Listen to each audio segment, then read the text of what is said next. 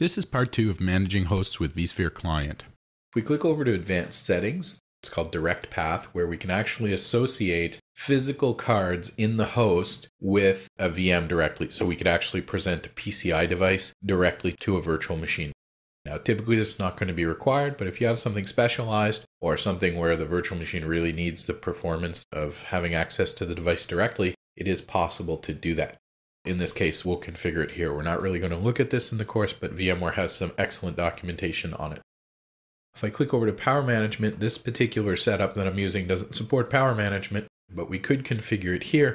And if you go into the properties, you'll have the ability to set your power policy. Now, by default, it's going to be balanced, which should be reasonably appropriate for most environments. If you'd like to get even better power savings, we could go more conservative. Or if we wanted to get better performance, we could be more aggressive.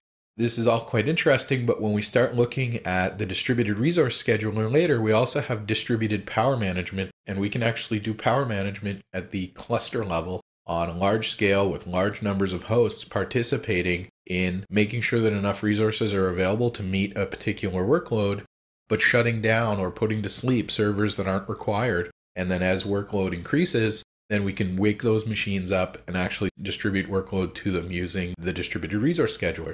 We're going to talk about all that in the DRS and DPM videos later on.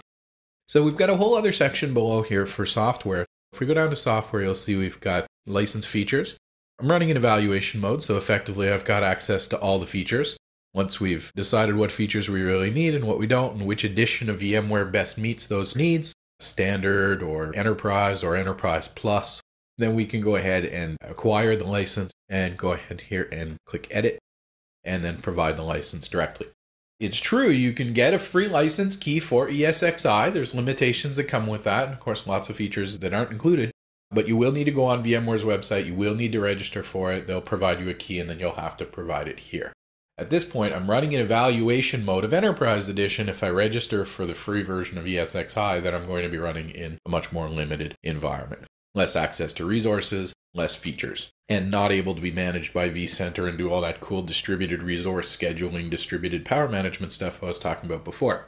I'm not going to provide a license here anyway, since I don't have one to provide it. When you go to set up an actual production environment, though, what you're typically going to do is use vCenter to provide the licenses to your hosts, and then we have centralized management of licensing. Just makes life potentially easier. Although, then we have a dependency on vCenter for the licensing.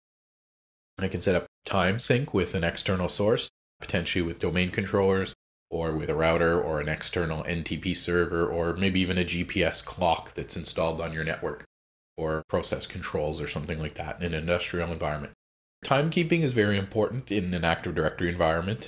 They've made substantial improvements in VMware 5.1 to make timekeeping more accurate.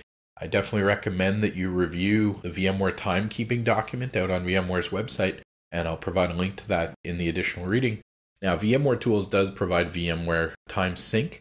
Traditionally, that's been a little bit difficult to use correctly, but they've cleaned that up quite a bit in 5.1. Under DNS and routing, we can set the local host name as well as the domain suffix. We can provide the DNS server details and also our default gateways. So if I go into properties here, you can see that it's quite easy to just provide the details as needed. And we don't have to go on to the shell or the DCUI interface to do that. Now, typically, if you're operating in an Active Directory environment and you have a Windows-based infrastructure, then there's a very good chance that you're going to want to integrate either your ESXi hosts directly with Active Directory or through vCenter. Typically, vCenter, being traditionally a Windows service, would handle a lot of the domain integration for us. In more recent versions of VMware, we can actually now connect VMware directly to Active Directory. And you can see that we can actually move from local authentication to Active Directory-based authentication. Probably going to be easier generally to do this with vCenter. And again, if you've virtualized your Active Directory environment and you don't remember to keep some domain controllers outside of your virtual environment, we may run into a bootstrapping problem when we have to bring the environment up and get it all working. Now as well, if you've set up a proper SSL certificate for your hosts, not just in order to avoid the warning that you get typically when you connect, if you've generated a proper SSL certificate for this host, you can go ahead and import it here as well. Now, if we take a look over at virtual machine startup and shutdown, I don't have any virtual machines registered yet, but what we can do is specify that if we power up the host, that the virtual machines running on it should come up automatically. In a clustered environment, if we're using VMware HA and if we're using DRS and so on, we may have an easy way to have that virtual machine brought up automatically or moved automatically before the host that it's running on is shut down.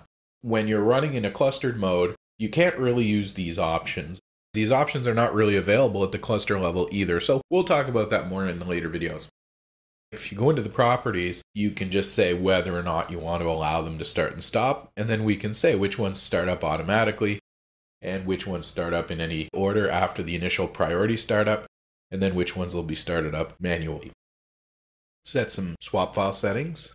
Place the swap file for the system on a particular data store.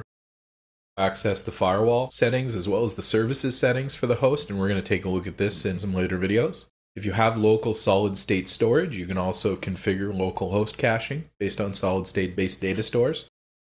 You can also set a little bit of system resource allocation.